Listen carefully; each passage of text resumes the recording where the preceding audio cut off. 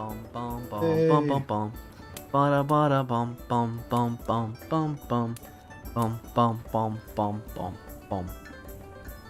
They don't want to interrupt your beatbox in there. There's a camera and they saw me beatbox. There's nothing wrong with that. Okay. Good Hey. evening, Internet. How are Howdy. you doing today? What's up? It is Peoples? Tuesday night, episode 108 of Scuba and The Ry. 108. Yeah. 10-8. Something like that. I don't know. My fingers don't want to bend. I don't have enough fingers to do that, but it's all good. It's Tuesday night. It's your weekly dose of Ry and Scoob, where we talk about video games, movies, and whatever else we've been up to. Might have a little D&D conversation, might have some conversation about other topics, but Yes. either way, it's casual, it's hangout, it's conversational. Let's have some fun. So tonight we got a couple of reviews, and other than that, it's just hanging out and talking about what we've been up to, because it's been a busy weekend. Been busy weekend. Some busy items in the news. Nerdy wise. Nerdy wise. Lots of stuff going on over the last week. I mean, it was Disney Plus Day on Friday. Yes, sir. So there's a lot of new content there. I gotta say, I'm hyped for Obi-Wan Kenobi. I think a lot of people are for the Star Wars stuff. I mean, there's a lot of other stuff down the pipeline, but just seeing the concept art and all the stuff for Obi-Wan gets you excited. It does. I can't wait. Hey, Q, how you doing tonight, sir? What up, Q? In Saturday, the view. Saturday we had an episode of Feywild Adventure. I know. Yeah. Unfortunately, my tech issues were just compounded, and the whole second half has like no audio.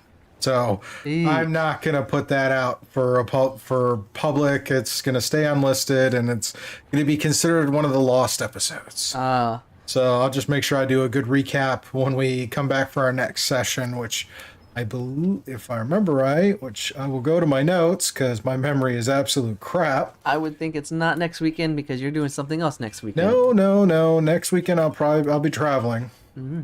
Yeah. Let's see. The next session, it will be December 4th. December 4th, that Saturday night. Yep.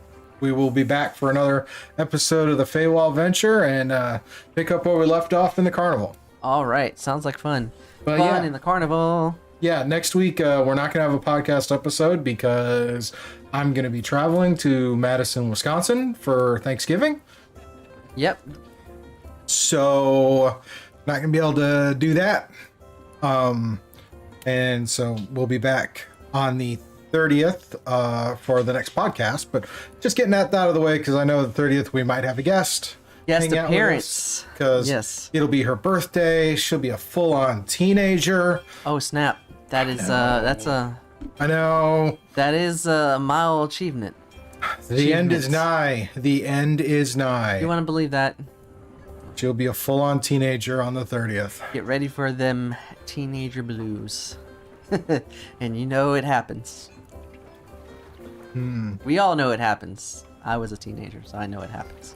We all were teenagers at one point, but it's something else when you're the parent of a teenager. The parent of a teenage girl on top of that. There you go. Something to think about, people. Yeah, the world's gonna end. Anyways, so let's chat about what we're gonna chat about. We got a couple movie reviews, a couple other things. Yep. Something else this past weekend is we rolled out to Charlottesville for some winery visiting. Yep. And that was a fun day, but that was also a really painful day. Painful day. What do you say? How say you, thou? I'm saying painful because obviously I have not been out and about moving around that much since the pandemic. So It was a little rough walking up those hills. I can see that. You know, a lot of the places they're on an arch and stuff and at an angle, but you know, when you're in the hills, what can you do? But I mean, I still enjoyed it. I thought the scenery was great. I definitely look forward to. We definitely need to go back in the spring.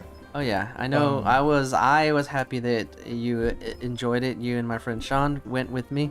We visited Bold Rock Cidery, the main cidery for Bold Rock. Bold Rock's my favorite drink for ciders. And then 4 vineyards: Veritas, Hilltop, which was kind of impromptu because we saw Fruit Wine and why not? And Barbersville and Hortons, and topped it off with a barbecue place. Yeah, and I gotta say, Bold Rock, Hilltop, and Hortons, definitely worth a return trip. But yeah, it was the whole walking and everything else that was involved, and it was rough on the knees. Yeah. Rough on the legs. And I was in quite a bit of pain when I got home. But, you know. And then we rolled right into for the D&D game, and was getting through that, and I was like, oh, thankfully it looked like the players had fun, which was, to me, that still is the only thing that really matters to me. Yeah. The players have fun, I have fun. It's because, you know, it's a collaborative thing, but when they feed you such great material to work with, can't go wrong. Yeah, it's kind of hard when, you know, winging it turns into a foundation of greatness. So, it happens. Don't be letting out all my trade secrets, man. I gotta have something to market. Jeez. Nah, but it was good. It was a lot of fun. It's, again, the shenanigans and the cast getting comfortable with each other and talking with each other is really good. Probably pulling Mayflower out of her shell a little bit. Oh, yeah. So overall, I think it's good. I think it's pretty good. Yeah, that's good. So, but I definitely have to make sure I'm getting some setup done and some notes taken, because the Witchlight Carnival is bonkers busy with stuff going on. I mean, it's just bonkers busy, because you can see people who try to sneak in, you see people who didn't, there's a lot of stuff going on, but here's one of the greatest problems I have to deal with as a DM is I don't want to give the players too much. Yeah. Not too much, not too little. I Somewhere don't in want that to give them balance. too little, but I don't want to give them too much, and I want to see how they're approaching the carnival. Yeah. Like, tried to drop a few hints that, you know, there's some sketchy stuff going on. I mean, there's some things that are kind of sketchy, and that's funny. It's trying to get them, but I don't want to lay it on too thick. You know, want to trying to juggle that balance. Yeah. But here's my DM tip for the week: is learning your players and letting them take enough lead that you can see what kind of characters they're portraying. Yeah. Because if you want to act like, you know, the super observant, you know, Sherlock Holmes type, but your players are not, then you don't want to force it, because then it feels like all you're doing is force feeding them all the lore and all the data, instead of having it a mutual track of discovery. But we will see how the next session goes. Okay. It should be a lot of fun. Right now, I think they left off, half the party is in the Pixie Kingdom, the size of pixies. Actually, the majority, and 2 of them are outside the Pixie Kingdom, just kind of wandering through the various carnival events. And I was trying to take some inspiration from some of the time I spent working at a carnival. Okay. Because I did a couple of years where I had a carnival that came and visited my dad's place near my dad's house, and it was like, all right, I'm gonna go down there and I'm gonna go and help out with the carnival. I heard it was pretty decent. First time, came in toward the end, wasn't bad. Second time was there the entire run. I never did a third year because I think it was a few too many problems, because after the second year I got jumped and robbed on the way home by people I was working with, who I thought we had, you know, kind of a mutual, you know, you did work, I did work, we're cool. No. So ended up, it was just not fun. Titus the investigator did all right in Paradon. Yeah, that's not fair. That's not a bad, it's not a bad statement. Yeah, he was trying to be very much the investigator. With his eyes of seeing, so every time he had to every time he rolled an investigation, he'd put on his glasses and try to get within 1 foot of whatever he was looking at, just so he can make sure he had got a good roll. That was fun, just picturing that mentally. You know, it's like, what do I search for? That. Right. And be like, oops, no, that. No, yeah. Totally. But I mean, it's fun doing that stuff. And trying to work on some other things. Work has been just totally occupying my time. Yeah, it's hammering away at everything you can give Well, it. we released a bunch of new things, and of course, not everybody's been paying attention to the emails. I mean, it tells you something when it's like you sit there and you tell people for months, this is happening, this is happening, this is happening. You release it. All of a sudden, these people are like, what did you do? When did this happen? Why were we not informed? And it's you were informed. Hello? You just didn't read. Thank you. READ. Thank you. Fundamentals, people, but some people just don't have that. I mean, and I really appreciate the ones that are trying. I know I've got a few out there that I haven't heard from yet, and I'm sure that those days will come. But Mr. Magoo, it's some younger folks. That makes me cry, but you know, That makes me cry too. the things that are now being considered old, which I've mentioned before, just makes you wonder. Yeah, as long as we don't refer to the 90s as the late 1900s, we're good. Yeah, anytime I hear that reference, I just want to grab and do some things that I can't mention on this podcast. So I think I just want to flip tables when I heard that. Unless it's a TikToker or someone on Instagram who makes a really good video on poking fun at it. see, there's a difference. Like, you can do it and be satirical and funny, but then when you're just blatantly just trying to poke, then I'll just turn around and stab. So, sorry. Violence is not recommended, but it's the 90s. Yeah, I'm moving around a bit because my back and my legs are hurting. So I'm standing tonight with my standing desk. So You got that standing desk, though. Woo, I got that fidget going. Yeah. Which I do that when I do video, when I'm doing these webinars, because I've been doing a lot of webinars and stuff. So I've been sitting there and like I fidget kind of back and forth and do the thing. And, you know, I like this is great practice for that because it's like I talk to the void and I'm hoping the void is listening. And every so often, someone from the void shouts back, which I really appreciate.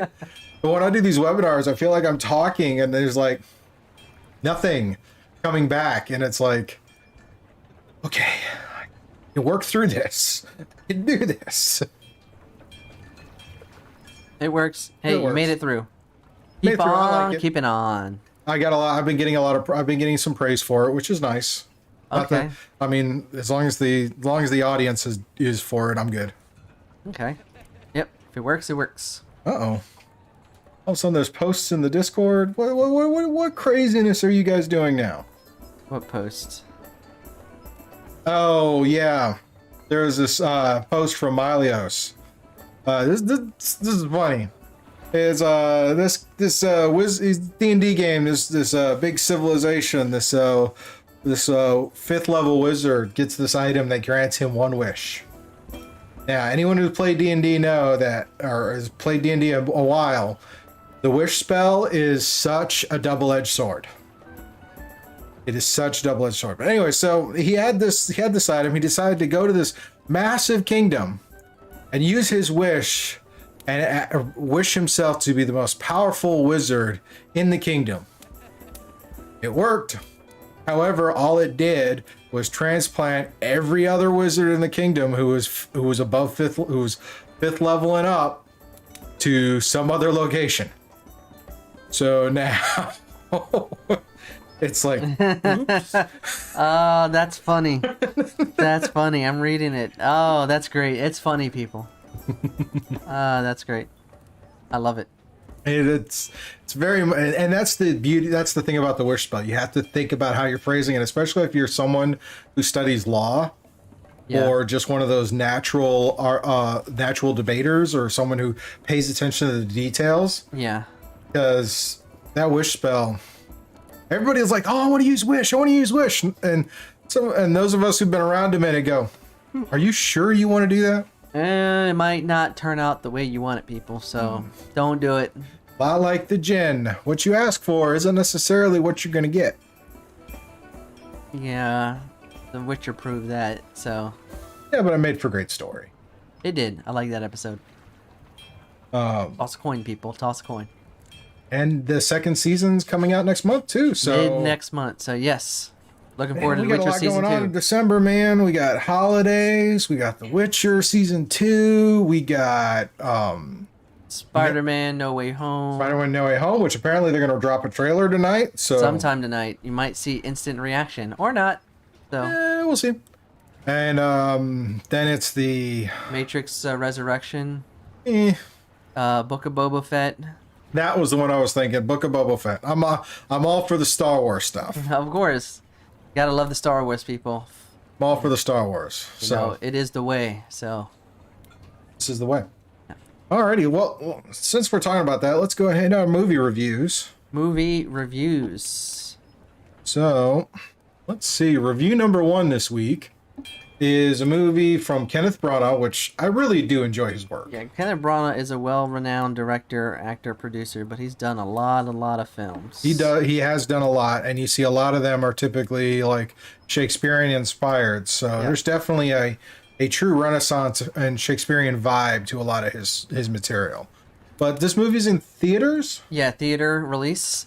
Ry went to go see it. I have not, but I have a review that I saw that Ry did not see. So you get the scuba perspective. So, tell us a little bit about Belfast. Okay, Belfast, as you mentioned, is written and directed by Kenneth Branagh, who has a lot of films in the catalog, everything from the Shakespearean films of the 90s to action Jack Ryan Shadow Recruit, Cinderella, Thor, just to name a few.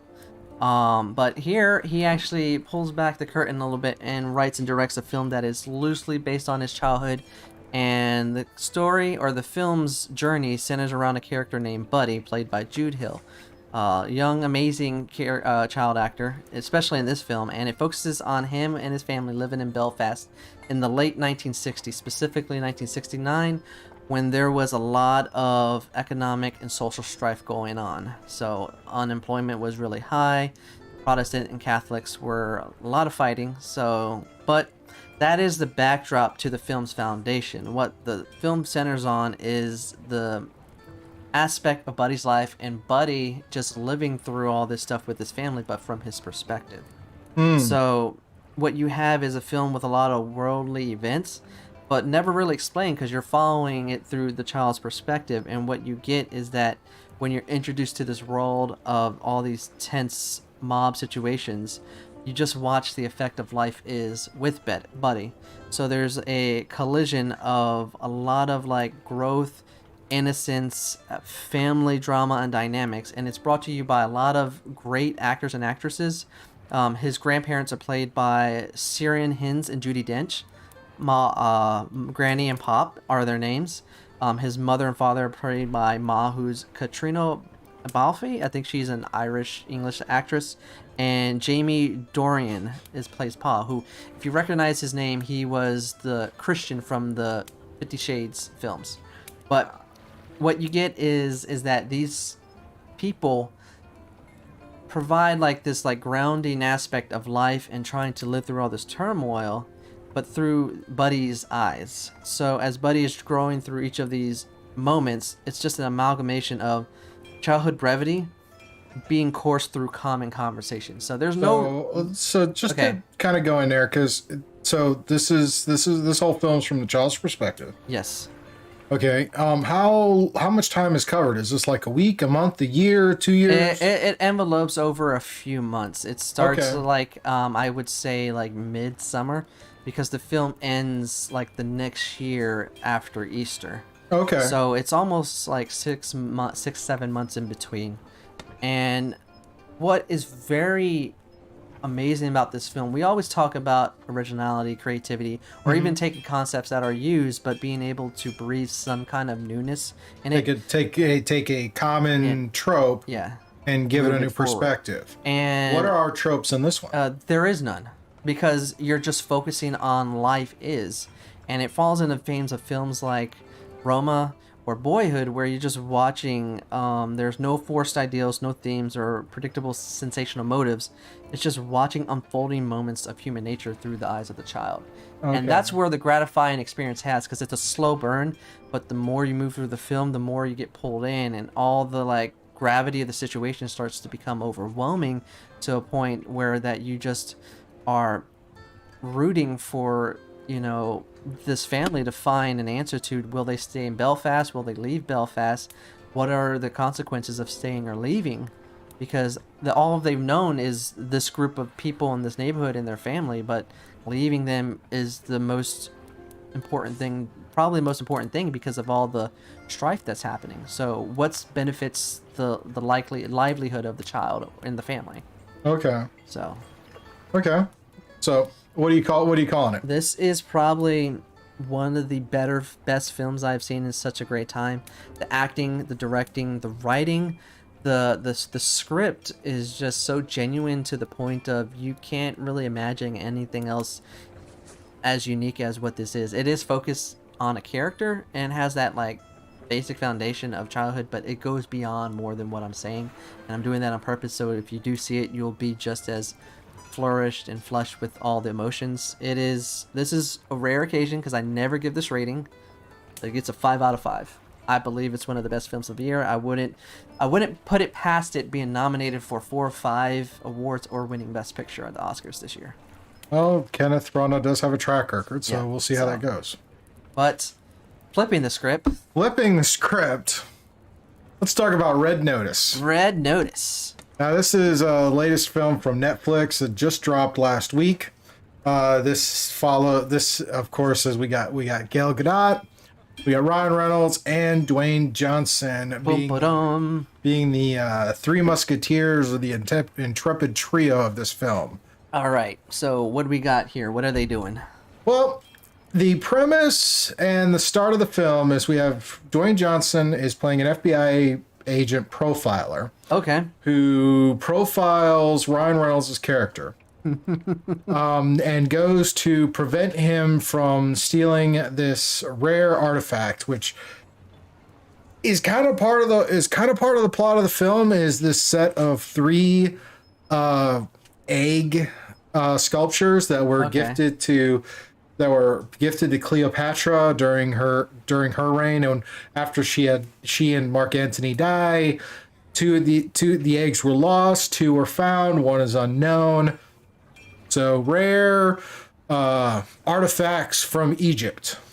Okay, cool. I like the start. Feeling the vibes. Yeah. So, you know, Dwayne Johnson's character tracks Ryan Reynolds to this museum to prevent him from stealing this egg. And then it's like, all right, and then it's Ryan's character is like, okay, who sold me out? And it's like, well, it's this other art thief named Bishop. And Bishop is played by Gal Gadot. And it's like Bishop then sets up Dwayne Johnson's character. It's where both Dwayne and Ryan are both incarcerated, and Dwayne is trying to clear his name. Ryan is trying to beat Bishop to the punch to get this prize, which the motivation is this Egyptian guy for his daughter's wedding wants to gift her the set of Cleopatra eggs because he named his daughter Cleopatra. Feels it's entirely fitting. Very convenient. I'm gonna say that's probably a little bit of lazy writing, but it works. Hey.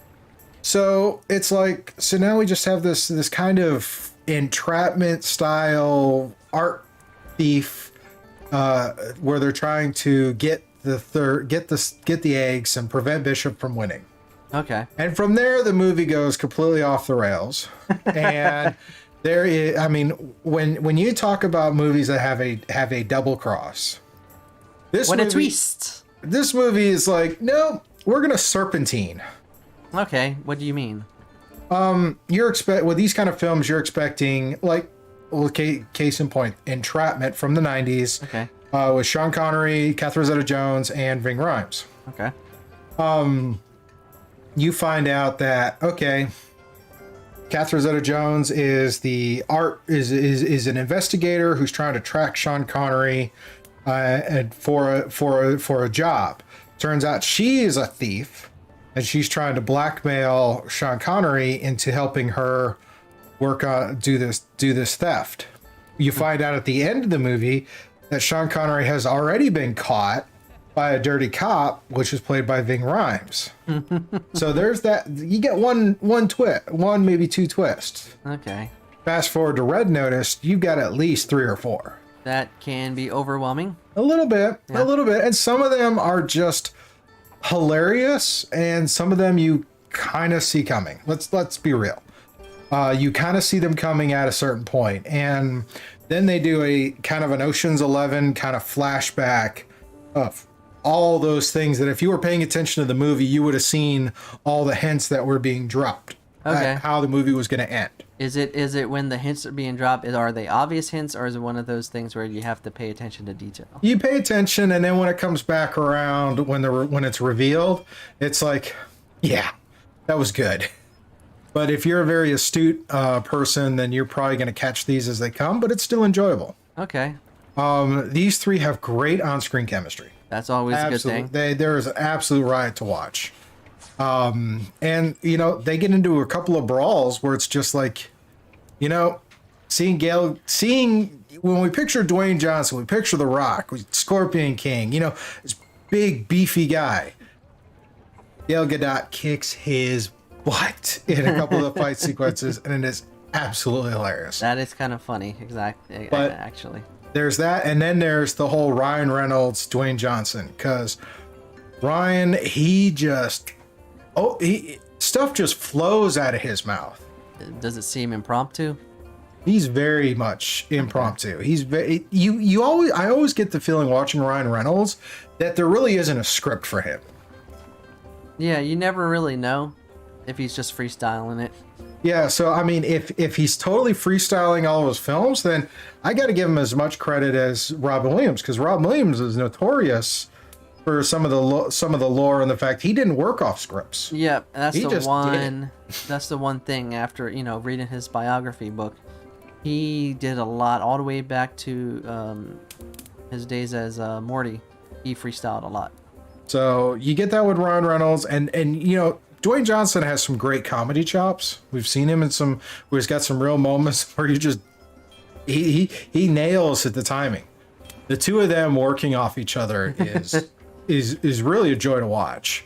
There are times Ryan seems to be a little over the top, and there was a couple points in the film where I'm just like, please shut up and let's move forward. I have heard that about the movie.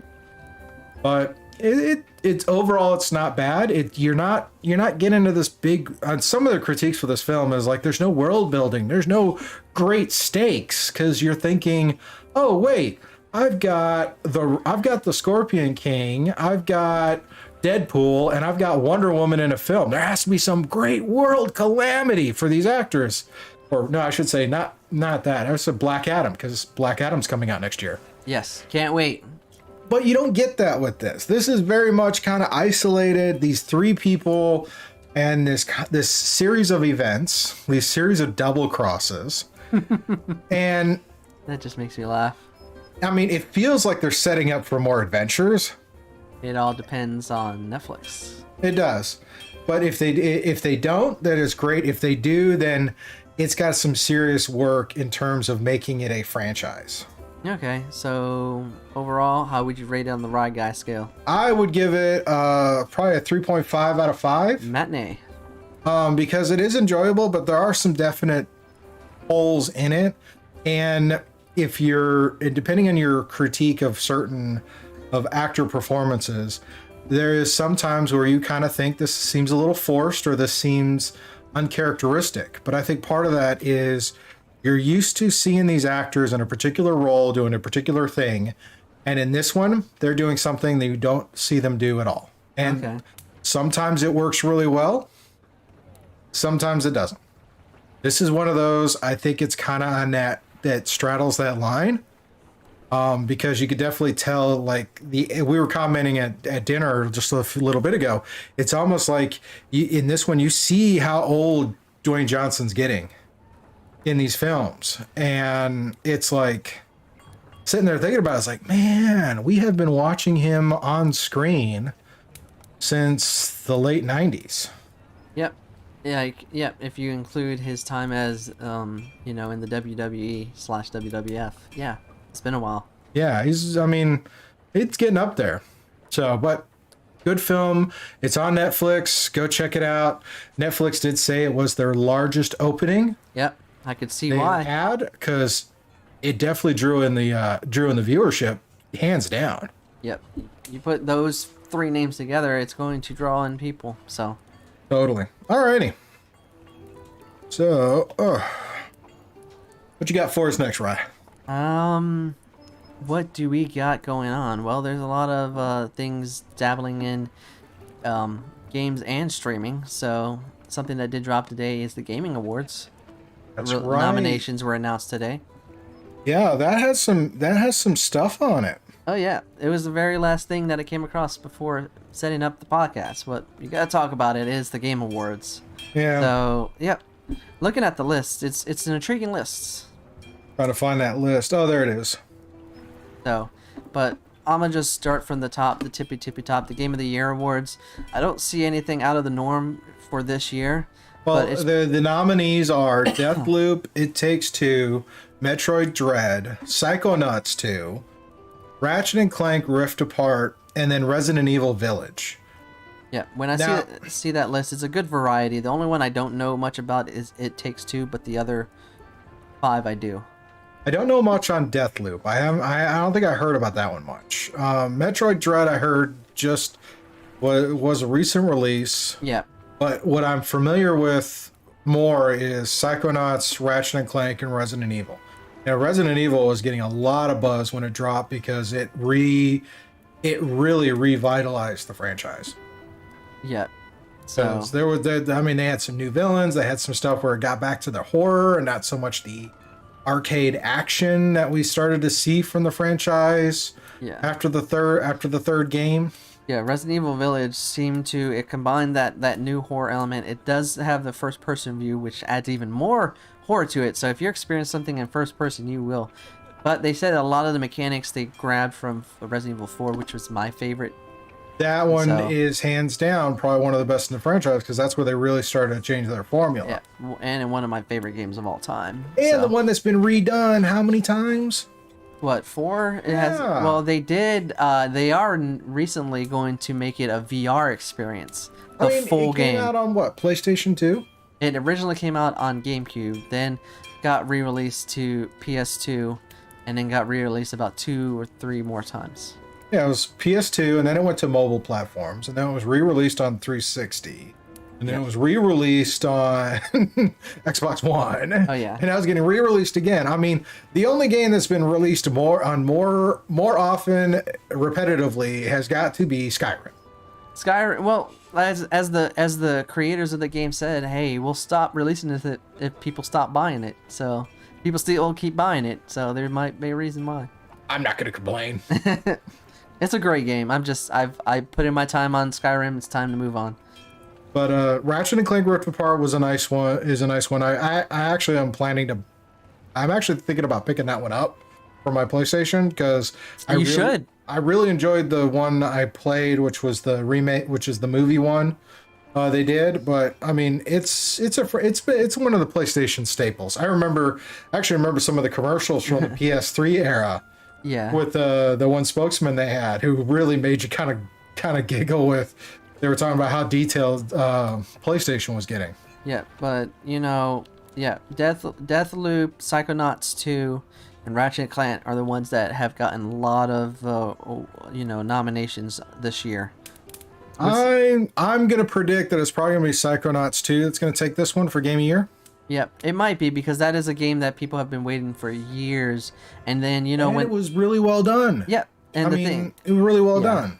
So it might have it, but you never know. You never see. Really know. I'll say that pick would be a good pick. My dark horse out of this list, would be Metroid Dread because after that dropped, it's a 2D platformer, but a lot of people that are fans of Metroid and people that are fans of 2D platformers says that game is top notch.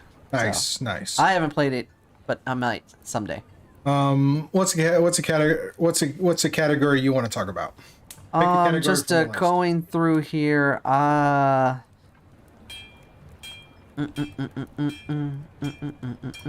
Let's go with best cast, best performance, just because of The one game that I'm playing right now is Far Cry 6, and they have Giancarlo Esposito as one of the performances, and I can tell you, he is pretty in that game. So when he shows up, so. Yeah, so we have one. So the best performance, our nominees are Erica Mori. Sorry if I pronounced that wrong. From Life is Strange. All right. Giancarlo Esposito, Far Cry 6. Jason E. Kelly for Deathloop. Maggie Robertson for Resident Evil Village. And Ozama Akega, again, sorry if I butcher the pronunciation, from Deathloop. All right. Yeah. I think it's going to probably be between Juan Carlos and Maggie, because she, if I remember correctly, she is the one that voices the one character in the game that's like become like the mascot. Oh, the woman in the white dress with the big cat. Yeah. So yeah. I can see it. I can see it. Those two, but like, there's a lot of good categories. I mean, the fact we got 2 nominees from the same game. Yes, that just shows you how big that game is. But it's been getting a lot of reviews. Another one, just because it's near and dear to our hearts, is the RPG. So best RPG. Okay, let's take a look at the nominees for that. Best RPG. Our nominees are Cyberpunk 2077, Monster Hunter Rise, Scarlet Nexus, Shin Megami Tensei 5, Tales of Arise. I think Tales of Arise and Scarlet Nexus are on Xbox Game Pass. Monster Hunter Rise is mobile. Switch. Am Switch. I right? Yeah, Switch. Shin Megami Tensei 5, I think, is also Switch. And then, of course, Cyberpunk 2077, which, if you get away from all the problems they had at launch, maybe, but... The game is really good. Like, even the people that complained about, like, all the glitches and stuff, they couldn't put down how fun the game was when it actually was working. Yeah. For me, it was working, so I played through it and had a great time. So, Scarlet Nexus, I am actually kind of like clapping and happy that showed up on this list, because it's one of those like games that get released and don't really get shown or stuff, but it was well renowned within like deep RPG gaming community, because it captures that that anime aesthetic, that action RPG aesthetic, and a very strong story which you can play with each character story weaves through. So I think for me, one of the ones I'm curious about is best narrative. Where's that? That's near the top, next to under game direction. Okay. Outstanding storytelling, narrative development in a game. Again, we have Deathloop. We have It Takes Two, Life is Strange, True Colors, Marvel's Guardians of the Galaxy, which I was a little shocked, and Psychonauts 2. Yep. Guardians is one that I might eventually pick up at some point, because I've been hearing a lot of great things about it. It's a single player game, a story driven game, but they said it's a really good one. But it's another showcase of Psychonauts 2 showing up again. I think Psycho. If I was reading through this, Psychonauts has at least 4 nominations for this year. Yeah. Which is a testament to the game. But yeah, I think I'm gonna go. I think my personal opinion is I think Psychonauts 2 will take best narrative. Okay, I wouldn't put it past that. Let's go and just go left field, because I always find these categories intriguing. At the very bottom, most anticipated game. Oh man, that's a tough one. Yeah, so here's some of the games that are coming out. So first is Elden Ring, that comes out in February.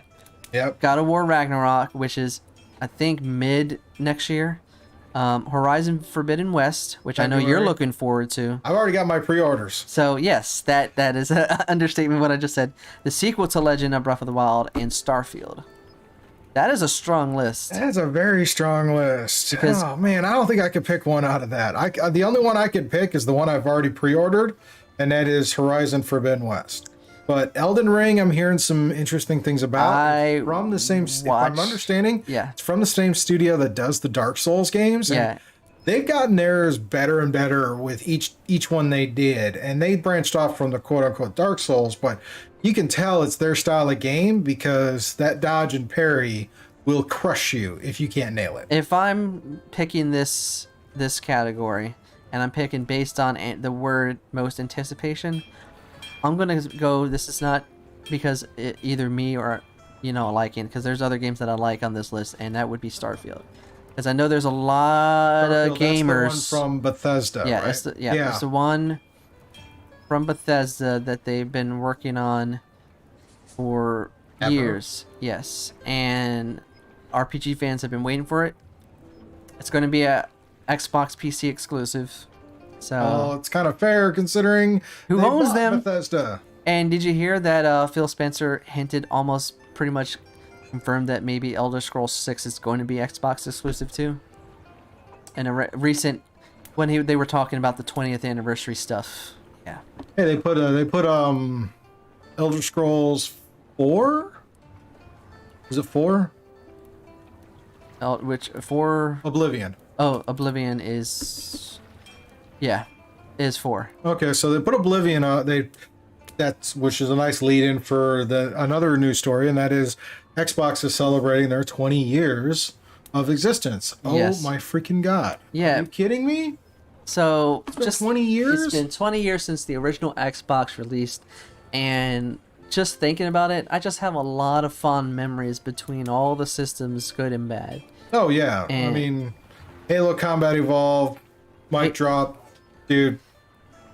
That works. And then to celebrate, Microsoft has put out a whole stack of backwards compatible games from OG Xbox and 360. 76 games that are compatible backwards. A lot of games compatible. And they've added some FPS improvement for quite a number of them, as well as some other games that are already backwards compatible. They're just improving the FPS rate, which cool. I mean, there's a lot of stuff that I have on my Steam account that I never got the chance to. I haven't really played because hardware requirements and trying to run them is a little rough. But if these things are all up on Game Pass, dude, hey, it's worth checking out. But, celebrating 20 years, they are releasing, gizmos and gadgets that are commemorative, from controllers to headsets to clothing line and stuff. But the big thing is just reminiscing about the 20 years and, like, what are some of the big moments that you've had for your Xbox generations? If you can go back to thinking of anything cool or even bad. Yeah, actually, I have a really good. Actually, I have a Halo story. All right, I have one. I was active duty in Arizona, and it was shortly after we moved on to the base. It was into base housing. Okay. And my wife was pregnant with our son, and I wanted to get out of the house for a little bit, so I went down to the barracks. Okay. Where my squad, where the people I served with are, and at this point. I don't know if Halo 2... This is 2002, so Halo... It's definitely Halo, maybe Halo 2 was out, and they had the LAN party going. You see Ethernet cables running down the hallway from room to room, connecting everybody together, and having these big, massive 16-on-16 games. Or whatever. And I remember that night because I was hanging out in the barracks, playing Halo with the guys, and just absolutely sucking at it, but it was hanging out with them, and that was one of the things I remember from the OG Xbox days. Oh yeah, it's I have a lot of fond memories, good and bad. Like the OG Xbox, that one that I always go back to is we used to have Halo nights at my house. We'd have 2 Xboxes linked up, 2 TVs, and we would just order 30 plus tacos from Taco Bell, get a few liters of drinks, and just game the night away. I did a few of those with some friends when I came back to this area in 2004, 2005. We would set up some of those with the 360, having those kind of Halo nights or multiplayer nights. Oh yeah. But yep, had some good times on the original Xbox. Then a couple bad things for a couple of generations. One bad story which actually drove me to buy a 360 was one time Xbox was being played, lightning struck, surged through the house, and surged my Xbox to a crisp, to the point that the Madden disc would not be readable. So went and got my 360, had great times with the 360, introduced me to a lot of fun games, but I had to replace that 360 twice because of the infamous Red Ring. So I only had one 360, and I never got the red ring. yeah, you're lucky. So. Well, And I also then had a later model Xbox, so maybe that was it. I don't know, but I never dealt with the red. I have a funny story with the 360. Not only did I get the red ring twice, but there was one time where my rest in peace, a lab. I used to, you can stand it up, so I had it stand up. I came one time home to go play, it wouldn't turn on, and I looked around. There was a puddle of piss next to it. And all somebody in the house heard was, and they were sitting in the other room, and all they could think about, oh, there's going to be a dead dog tonight. So, yep, that was a funny story with my 360. Oh man, maybe the dog was just telling you it's time to upgrade or switch over to PlayStation. Yeah, well, I upgraded, got Xbox, the when they had the black slim versions. Oh yeah, and I got the Xbox One. Fun times, and now I'm moving on to the new gen Series X. So that works. Alrighty, so we covered our Game Awards. We covered a bunch of Xbox stuff. What else we got? We did touch upon on Disney Plus, but we touched Star Wars. What are some of the Marvel ones that caught your eye? Moon Knight. Moon Knight? Hands down, Moon Knight. All right. I don't know too much about the character, but from what I saw and what I understand, it looks like they're capturing the essence of who he is, Mark Oscar Spector. Isaacs, man. Dude, that guy's got it. Oh, yeah. Which I've been talking about it since they dropped. Out of all the stuff they showed, it's Marvel, Moon Knight, She-Hulk, some of the other things coming around, Marvel Zombies. But the one thing that caught me off guard and made me jump out of my seat when I saw it was... Oh yeah,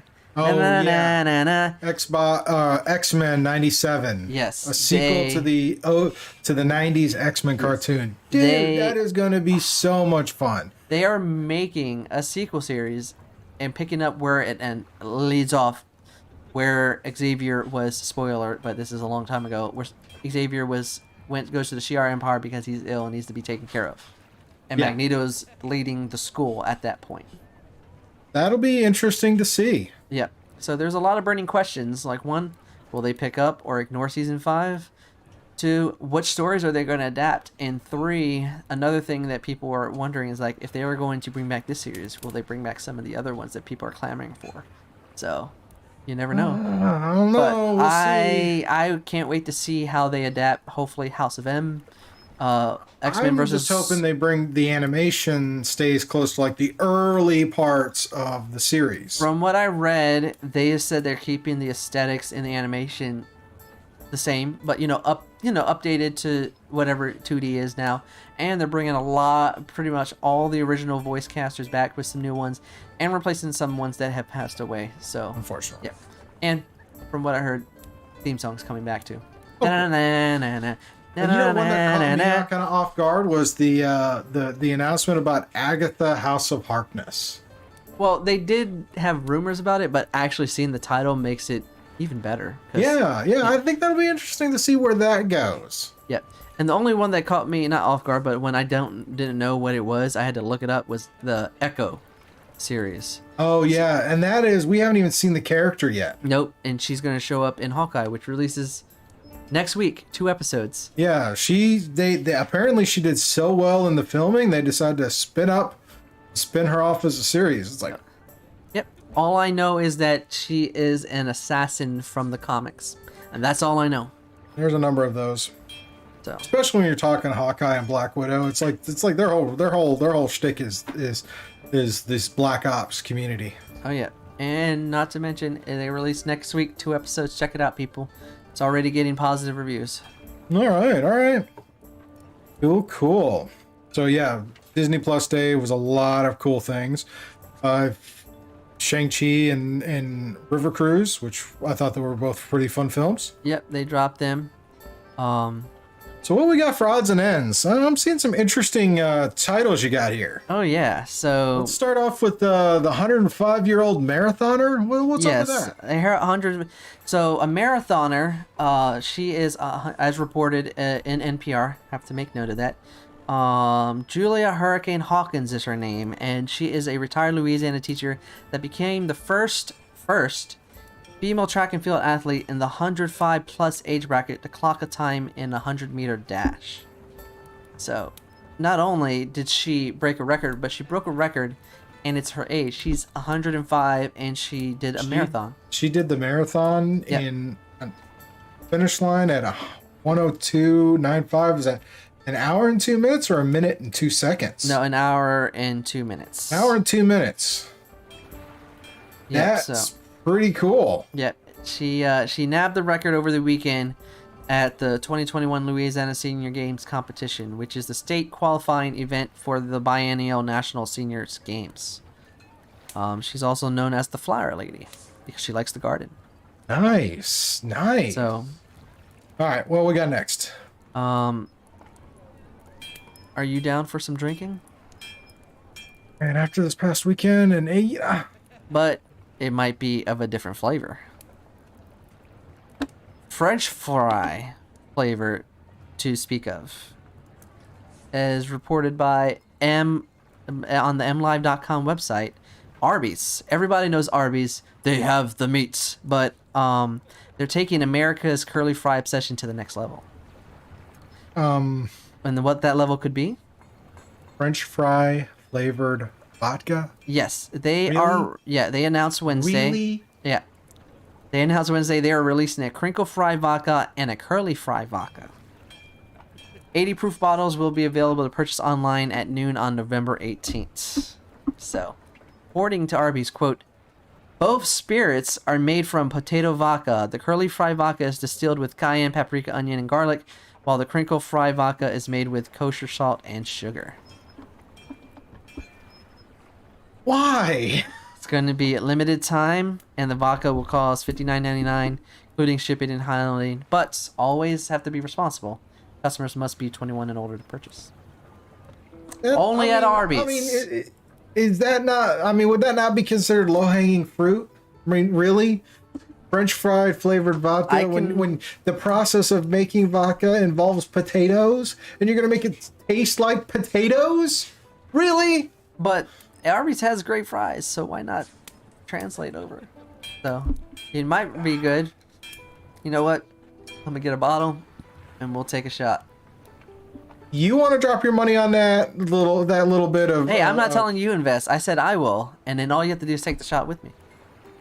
If I get it. If you get it. Yeah. See, big if. Yeah, because even though it sounds curious, you know, I'm very frugal. And when I see that number, it's like, you know, I could spend that on something else, like a new game. New game, a couple of bottles of wine. I mean, $59.99, I could get me 2 cases of Bold Rock, 3 bottles of wine, and still have enough to get me a sandwich from Mickey D's.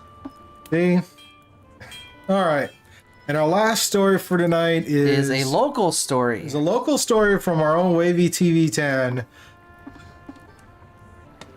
A guy stole a tree? Yes. So, really? Zach and Morgan Tesla's neighbors they live in Norfolk, and it happened around 4:45 a.m. this past Wednesday. In less than 60 seconds, quote, a man took a shovel to the front yard, dug up their palm tree, and ran off, and captured it on video. Yes, literally took it, dug it, grabbed it, and ran. I thought the story was a little nuts, but this one, it's like, this is straight up stupid. I mean, seriously, you're gonna steal a palm tree? Yes. Really? Are you that bored with your life? You gotta steal a palm tree? Yeah. Yep, they literally did it, and he was surprised when he saw a hole in his front yard. So he had to look at the videotape and saw that, hey, somebody went up and stole their tree.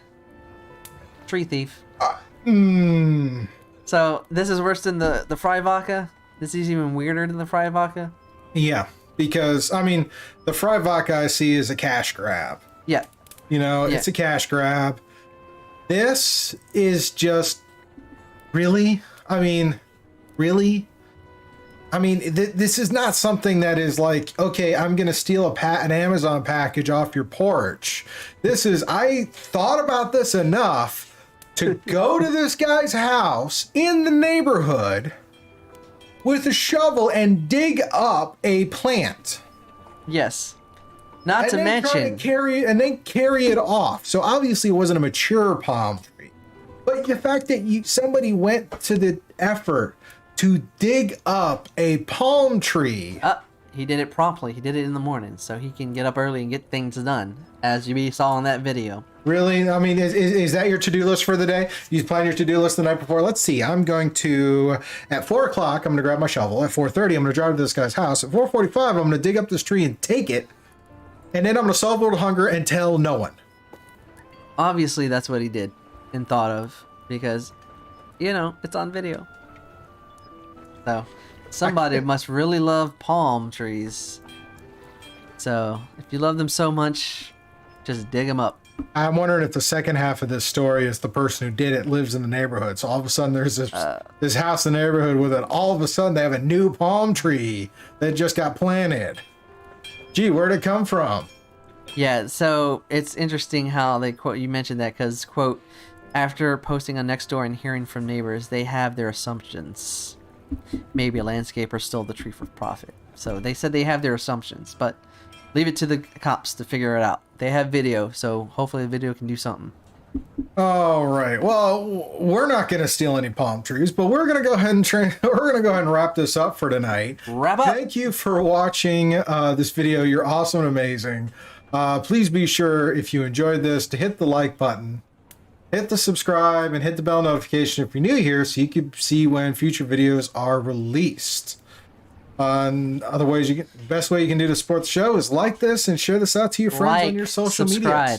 Tell everybody. Helps feed the YouTube algorithm. And if you want to support more, you can head on over to patreon.com/scuba studio, where you can consider to be a patron. One of the benefits of being a patron is we do an after show live stream just for Patreon. Just for you people. So subscribe. We'll be transitioning over to that in just a few minutes. Also want to do a shout out and a thank you to Sirenscape. Sirenscape is a collection of background musics and soundboards you can use for your tabletop experience, or in our case, our podcast background. Head on over to Sirenscape.com. Check out their entire library of stuff. They got a mobile app. They got a web app. You can share it with your friends who are, if you're doing virtual games, put it on your iPad if you're running at the table games. Adds a lot of great sound and immersion. They've got sound sets for fantasy, sci-fi, horror, you name it, they got it. It's a lot of fun. You can even do your own custom sound sets, but go check them out. With that, I guess, as I said, there'll be no podcast next week as I will be traveling for Thanksgiving. I hope all of you have a safe Thanksgiving, and we will see you on the 30th when we'll be back, and we may have Skittles with us as it is our birthday, and she may hang out with us for her birthday. Yep. So birthday celebration, lots of reviews coming up. Hopefully some interesting stuff. I think for dinner, I think we're gonna do sushi because she's a sushi fiend. I am. You're down for that. I know. I figured I'd get you for that one. Sushi is easy. Is an easy yes for me. Oh yeah. Well, you know that. You knew that already. Of course. Yeah. Of course. She's always asking for sushi. Where do you want to go out to eat? I want to go get sushi. Really? That reminds me. I need to introduce her to my favorite place one day. Yeah, a little far to drive for podcast night, but might be plan ahead. Might fun to do later. Plan ahead. And with that, y'all have a great week, great weekend. Stay safe. Enjoy your holiday. Don't eat too much, but make sure you enjoy that cranberry sauce with that turkey. And we will see you on our next episode. Good night, everybody. Gobble gobble. Peace.